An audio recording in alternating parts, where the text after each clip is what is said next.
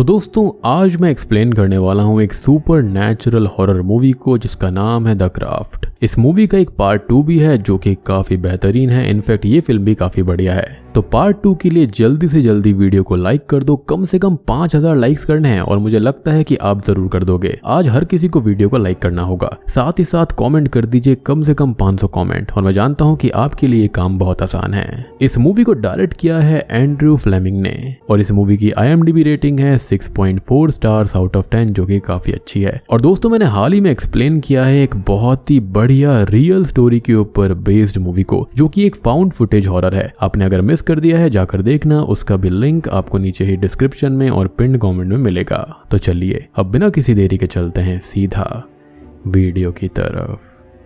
Movie के सबसे पहले सीन के अंदर हम 3 लड़कियों को काला जादू करते हुए देख पाते हैं। फिर हमको सैरा नाम की एक लड़की से मिलवाया जाता है जो कि एक फ्लाइट के अंदर अपने डैड और स्टेप मदर के साथ में सैन फ्रांसिस्को छोड़कर लॉस एंजलिस शिफ्ट होने जा रही थी। फ्लाइट से उतरने के बाद जब वो टैक्सी में बैठकर अपने नए घर की तरफ जा रही होती है तो उसे रास्ते में स्नेक्स दिखाई दे रहे थे, जिसके बाद नए घर के अंदर पहुंचने पर वहां की छत टपक रही होती है। अब सैरा अपने रूम में जाकर टेबल पर अपनी असली माँ की तस्वीर रख देती है। असल में उसकी जो रियल मॉम थी वो उसको जन्म देते ही गुजर गई थी। जिसके बाद सैरा अपने कुछ और सामान निकालने के लिए हॉल में आती है तो एक पागल आदमी उसके लिए एक सांप लेकर आ जाता है, जिसको देखकर वो डरकर चिल्लाने लगती है और तभी उसके पिता उस पागल व्यक्ति को वहां से भगा देते हैं। अगले दिन सैरा के डैड उसको अपनी कार के अंदर कॉलेज छोड़कर आते हैं और वो घर पर अकेले नहीं रुकना चाहती थी, इसलिए अपने यूनिफॉर्म आने से पहले ही वो बिना यूनिफॉर्म के ही कॉलेज आ गई। लेकिन कॉलेज में बिना यूनिफॉर्म के जाते हुए उसे थोड़ा सा ऑकवर्ड लग रहा था। दूसरी तरफ ब्लैक मैजिक करने वाली लड़कियां जिनका नाम नैन्सी, बॉनी और रेचल था वो भी कॉलेज आ चुकी थी, जिनको देखकर कुछ बॉयज अपना मुंह छुपा रहे थे और उन तीनों को विच यानी कि चुड़ैल कहकर एड्रेस कर रहे थे।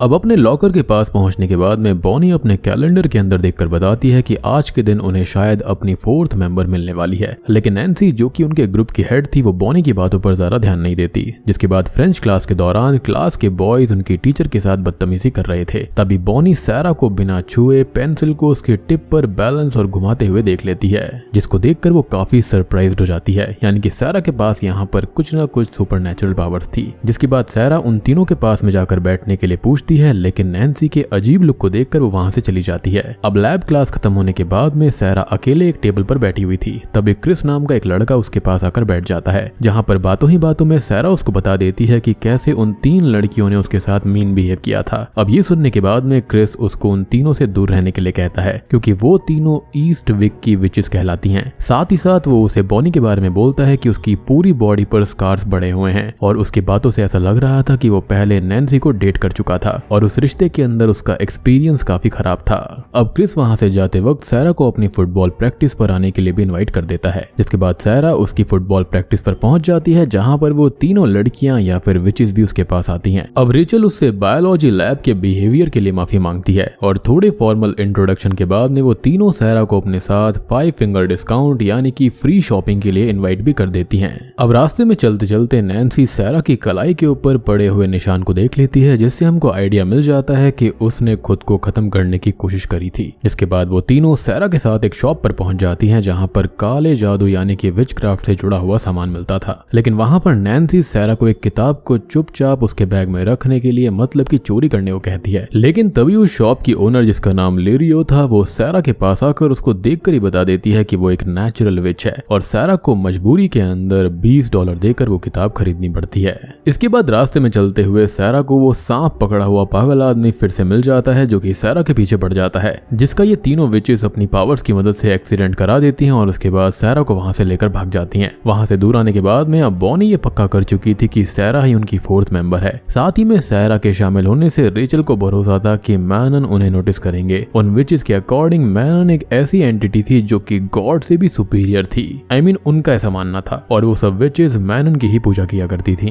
अब इसको शायद से हम डेविल या फिर डीमन वगैरह कुछ भी कह सकते हैं। तभी बॉनी सैरा से पूछती है कि क्या उसने आज तक किसी सुपर नेचुरल स्टफ को कभी एक्सपीरियंस किया है, जिस पर सैरा उनको बताती है कि एक बार जब वो चाह रही थी कि बाहर बारिश हो जाए तो उसके रूम में एक पानी का पाइप फट गया था और एक बार वो शांति चाह रही थी तो वो 3 दिन के लिए बहरी हो गई थी। जिसके बाद में नैन्सी उसे आत्मा को बुलाने के बारे में पूछती है, क्योंकि उन तीनों को लगता था था कि मैनन को बुलाने से उनके अंदर का खालीपन भर जाएगा और उनकी सारी प्रॉब्लम दूर हो जाएंगी। उनकी बातों को सुनकर सैरा वहां से उठकर चली जाती है और जाकर क्रिस के पास बैठ जाती है। लेकिन बातों के बीच में पहले ही मीटिंग में क्रिस उससे अपने घर चलने के बारे में पूछ लेता है, जिसके लिए सैरा मना कर देती है। अगले दिन अब बायोलॉजी क्लास के दौरान वो तीनों विचेस सैरा के पास आकर क्रिस के साथ उसकी डेट के बारे में पूछती हैं, क्योंकि क्रिस पूरे स्कूल में सैरा के बारे में गलत अफवाहें फैला रहा था। जिसके बाद सैरा सीधे क्रिस के पास जाती है, लेकिन वो उसके साथ ठीक से बात नहीं करता। अब सैरा के साथ उसका बिहेवियर पिछली रात से बिल्कुल उल्टा हो गया था। मीनवाइल रेचल की स्विमिंग प्रैक्टिस करने के दौरान उसके अफ्रीकन अमेरिकन होने की वजह से उसकी क्लासमेट लॉरा उसके ऊपर एक रेसिस्ट कमेंट कर देती है। अब वहीं हॉस्पिटल में अपने बॉडी के स्कार्स को हटाने के लिए बॉनी अपने ऊपर एक पेनफुल जीन थेरेपी करा रही थी, जिसके रिजल्ट्स और साइड इफेक्ट्स की भी कोई गारंटी नहीं थी। साथ ही में नैन्सी की लाइफ में भी कुछ खास नहीं चल रहा था, क्योंकि वो एक मोटर होम में अपनी मॉम और नसेडी स्टेप फादर के साथ रहा करती थी, जिनकी इलेक्ट्रिसिटी बिल ना भरने की वजह से इनके घर की लाइट भी काट दी गई थी। और दूसरी तरफ सैरा को भी सोते वक्त अपने पास्ट से जुड़े हुए सपने आ रहे होते हैं। अगले दिन स्कूल में वो तीनों सैरा को अपने साथ फील्ड ट्रिप पर जाने को मना लेती हैं। इसके बाद वो तीनों एक बस के अंदर फील्ड ट्रिप के लिए निकल पड़ती हैं। अब इस ट्रिप के अंदर सैरा उन तीनों के ग्रुप में शामिल हो जाती है, जिसके बाद वो चारों वाइन में अपने खून की बूंदें मिलाकर अपनी अपनी विश बताते हुए एक एक करके उसको पीती हैं। जहां पर रेचल लॉरा से बदला लेना चाहती थी। सैरा चाहती थी कि क्रिस उसके प्यार में पागल हो जाए। बॉनी चाहती थी कि उसके स्कार्स ठीक हो जाएं और नैन्सी अपने अंदर मैनन की पावर को चाहती थी। उनके वाइन पीने के बाद में कई तितलियां उनके पास में आकर उड़ने लगती हैं, जो कि उन्हें मैनन का ही एक इशारा नजर आता है। अब अगले दिन क्लास के दौरान क्रिस सैरा को ही देख रहा था और क्लास के बाद वो सैरा से माफी भी मांगता है। साथ ही साथ चर्च में पहुंचने के बाद में वो सैरा और बॉनी की बुक्स भी पकड़ लेता है, जिसको देखकर उसके दोस्त भी उसका मजाक उड़ा रहे थे। साथ ही साथ सैरा भी क्रिस का पूरा फायदा उठा रही थी। अब रात को वो तीनों बॉनी के साथ उसके घर पर नाइट आउट कर रही होती हैं कि तभी सैरा उन्हें एक गेम के बारे में बताती है, जिसके अंदर की खाली उंगलियों की मदद से ही किसी इंसान को उठाया जा सकता था। जिसके बाद फोकस करते हुए खाली उंगलियों की मदद से ही वो तीनों रेचल को हवा में उठा लेती हैं। अब दिन बीतने के साथ उन चारों की दोस्ती गहरी होती जाती है और सैरा भी उनके ग्रुप का एक हिस्सा बन गई थी। जिसके बाद सैरा एक दिन काला जादू करने के लिए लॉरा का एक बाल तोड़ लेती है और उसको रेचल के बालों में बांध देती है। वहीं पर बॉनी भी मैनन से उसके स्कार्स को सही करने की रिक्वेस्ट कर रही थी।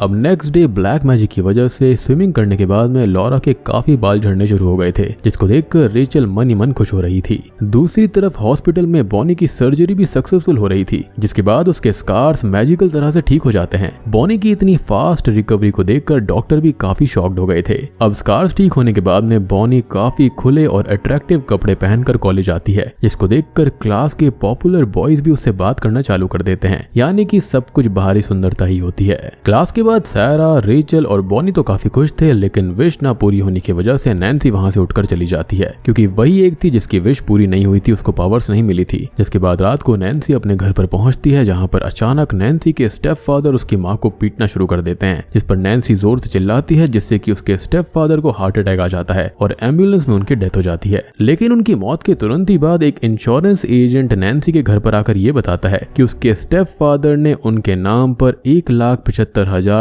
छोड़ दिए हैं, जिसको सुनकर नैन्सी और उसकी मॉम खुशी से पागल हो जाती हैं, जो कि लगभग 1.5 से 2 करोड़ इंडियन रुपीस होते हैं। खैर उन पैसों से वो एक लग्जूरियस अपार्टमेंट भी खरीद लेती हैं और अपने नए घर पर नैन्सी अपनी तीनों फ्रेंड्स को एक ग्लैमर स्पेल के बारे में बताती है, जिससे कि वो किसी का भी भेष बदल सकती थी, जिसकी मदद से सैरा उन तीनों को अपने बालों का रंग भी बदल कर दिखाती है। अब सैरा अपने घर पर सो रही होती है कि तभी क्रिस, जो कि उसके लव स्पेल में फंसा हुआ था, वो आधी रात को उसके घर के बाहर आ जाता है। वो उसको बताता है कि वो उसके अलावा किसी और चीज के बारे में सोच नहीं पा रहा था, लेकिन सैरा गुस्से में अंदर चली जाती है। जिसके बाद अगले ही दिन वो ब्लैक मैजिक वाली दुकान पर जाकर लीरियो से लव स्पेल को रिवर्स करने का सामान के बारे में पूछती है, लेकिन लीरियो ऐसे किसी भी सामान के बारे में मना कर देती है, क्योंकि किसी भी स्पेल को करने के बाद में उसको रिवर्स नहीं किया जा सकता था। इसके तुरंत ही बाद नैन्सी वहां पर आकर लीरियो के मना करने के बावजूद भी किसी आत्मा को बुलाने वाली किताब को पूरे $25 देकर खरीद लेती है। जिसके बाद ये चारों समुद्र के किनारे एक गोल्ड फिश, बटरफ्लाई, पैरट और एक स्नेक को लेकर पहुंच जाती हैं। तभी सैरा अपनी जिंदगी के वर्स्ट टाइम के बारे में बताती है कि जब उसने खुदकुशी करने की कोशिश करी थी तो उससे पहले उसने आंख बंद करी थी और उसे उसके आसपास में ढेर सारे सांप और कीड़े दिखने लग गए, जो कि उसकी आंखें खोलने पर भी गायब नहीं हो रहे थे। जिसके तुरंत बाद वो चारों मिलकर मैनन को बुलाने लगती हैं और वो मैनन से उनके अंदर के खालीपन को भरने को कहती हैं, लेकिन तभी आसमान से बिजली सीधे नैन्सी के ऊपर गिर पड़ती है। जिसके बाद रेचल, बॉनी और सैरा सुबह उठती हैं तो वो नैन्सी को पानी पर चलते हुए पाती हैं, जिसका मतलब मैनन नैन्सी के अंदर का खालीपन भर चुके थे और नैन्सी के अंदर मैनन की पावर्स आ गई थी। लेकिन उन चारों के इस काले जादू से कई समुद्री जीव मर चुके थे, जिसको देखकर सैरा बिल्कुल खुश नहीं होती, यानी कि वो किसी को मारना नहीं चाहती थी।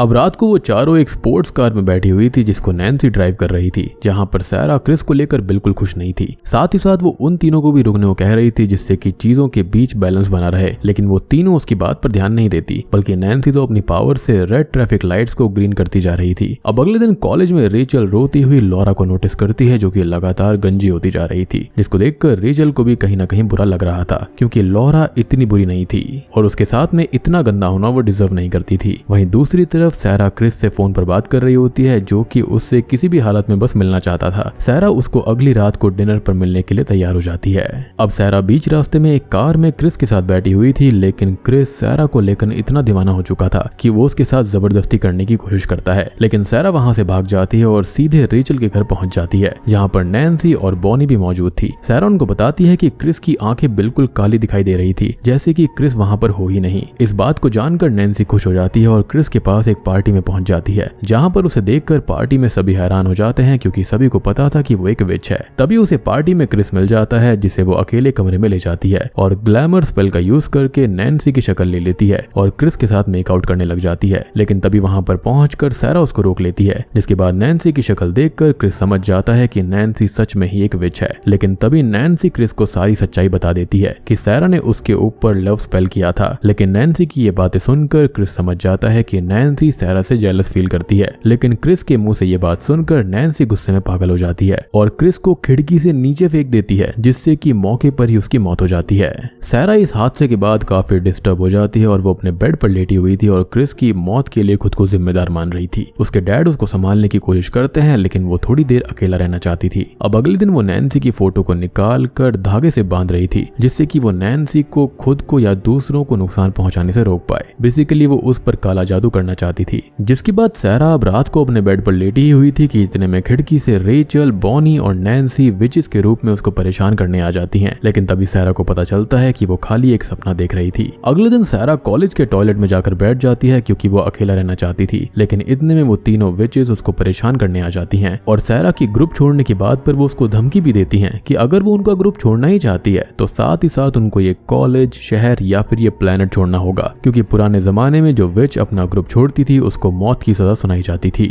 नैन्सी को ये भी पता था कि सैरा ने उसके ऊपर कोई स्पेल किया है, क्योंकि वो तीनों उसके ड्रीम्स को भी कंट्रोल कर सकती हैं। यानी कि वो जो नाइटमेयर सैरा को आया था वो ये लोग ही कंट्रोल कर रहे थे। जिसके बाद सैरा सीधे भागते हुए लिरियो के पास उसकी शॉप पर मदद मांगने के लिए जाती है। वो लिरियो को सारी बात बताती है और वो उसे शांत करने के बाद में अपनी शॉप के प्लेस ऑफ पावर पर ले जाती है, जहां पर लिरियो सैरा को बताती है कि सैरा की माँ भी एक विच ही थी और एक नेचुरल विच होने की वजह से वो बहुत पावरफुल है। यानी कि उनके साथ में भी कुछ ना कुछ गलत हुआ होगा, तभी वो मारी गई थी उसको जन्म देने के बाद में। या फिर ये भी हो सकता है कि वो मारी ही ना गई हो, बल्कि कहीं चली गई होंगी, या फिर उसके फादर ने उसको छोड़ दिया होगा। जिसके बाद में सैरा की मदर कभी भी सैरा को ये नहीं बताएंगे कि उसकी माँ असल में एक विच थी। खैर वो सैरा को भी मैनन की स्पिरिट को जगाने को कहती है और वो दोनों मिलकर मैनन को बुला ही रही होती हैं कि तभी अचानक से वहां पर एक जोर का धमाका होता है, जिसको देखकर सैरा वहां से भाग जाती है और सीधे अपने घर पहुंचती है। घर पहुंचने पर उसको पता चलता है कि उसके डैड और स्टेप मदर फ्लाइट से सैन फ्रांसिस्को के लिए निकल गए थे और उस फ्लाइट का भयानक एक्सीडेंट हो गया, जिसके अंदर कोई सर्वाइवर नहीं बचा। जिसके बाद सैरा को हर जगह वही स्नेक्स और कीड़े देखने चालू हो जाते हैं। तभी उसके तुरंत बाद नैन्सी भी बाकी दोनों विचेस के साथ सैरा के घर पर उसको मारने के लिए आ चुकी थी। उन्होंने सैरा के लिए खुदकुशी करने वाला लेटर भी लिखा था। जिसके बाद नैन्सी एक ब्लेड से उसके दोनों हाथों की कलाई में कट लगाती है, जिससे सैरा का खून निकलना शुरू हो जाता है, जिसको देखकर सैरा वहां से भागती है। अब इसके बाद में हम ये देखते हैं कि सैरा ने अपने कमरे में जाकर अकेले ही डीमन मैनन को पजेस किया है या फिर उसकी शक्तियों को बुला लिया है। जिसके बाद बॉनी के स्कार्स 3 गुना बढ़ चुके थे और रेचल लॉरा से भी 3 गुना ज्यादा गंजी हो गई थी। अब अपनी ऐसी हालत देखकर वो दोनों घर से बाहर भाग जाती हैं, लेकिन उनकी ये हालत सैरा के एक स्पेल की वजह से हुई थी।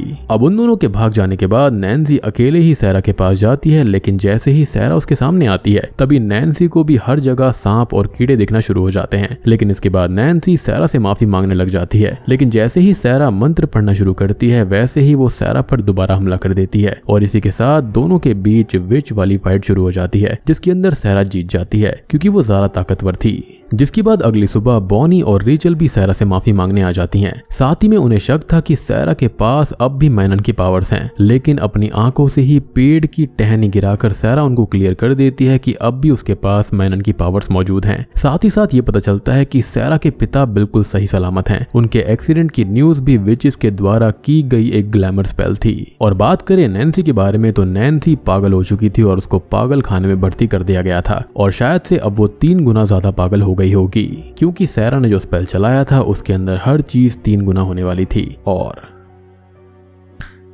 बूम, इसी के साथ में ये मूवी यहीं पर खत्म हो जाती है। तो दोस्तों ये थी क्राफ्ट मूवी की कहानी। उम्मीद करता हूँ कि आपको पसंद आई होगी। अब देखो यहाँ पर एंड में हुआ ये कि सैरा ने सक्सेसफुली मैनन को यहाँ पर बुला लिया था और उसकी पावर्स को कंट्रोल भी कर लिया था, या फिर ये कहें कि मैनन ने उसको ब्लेस कर दिया था पावर्स यूज करने के लिए। और आपका सोचना ये होगा कि एक विच इन 3 विचेस पे भारी कैसे पड़ी। तो असल में मैनन ने बॉनी, रेचल और नैन्सी की पावर्स को ले लिया था, क्योंकि वो उनकी पावर्स का गलत इस्तेमाल कर रही थी, और सबसे सही विच यहाँ पर सैरा ही थी जो कि इन चीजों का गलत इस्तेमाल नहीं करना चाहती थी। इनफैक्ट सैरा बॉनी और रेचल को वार्न भी करती है कि वो नैन्सी की तरह नहीं होना चाहती, तो उनको गलत काम नहीं करने होंगे। तो दोस्तों ये थी द क्राफ्ट मूवी की कहानी। इसका पार्ट 2 भी है जो कि है क्राफ्ट द लेगेसी। तो उसका भी एक्सप्लेनेशन जल्दी आने वाला है। तो जल्दी से इस वीडियो को ढेर सारे लाइक्स कर दो। 5000 लाइक्स करने हैं इस वीडियो के ऊपर, और कम से कम 500 कमेंट। मैं जानता हूं कि आप जरूर कर दोगे। तो चैनल के ऊपर नए हैं तो सब्सक्राइब कर लीजिए, और मैं आप सबको मिलता हूं अगली वीडियो के साथ में। तब तक के लिए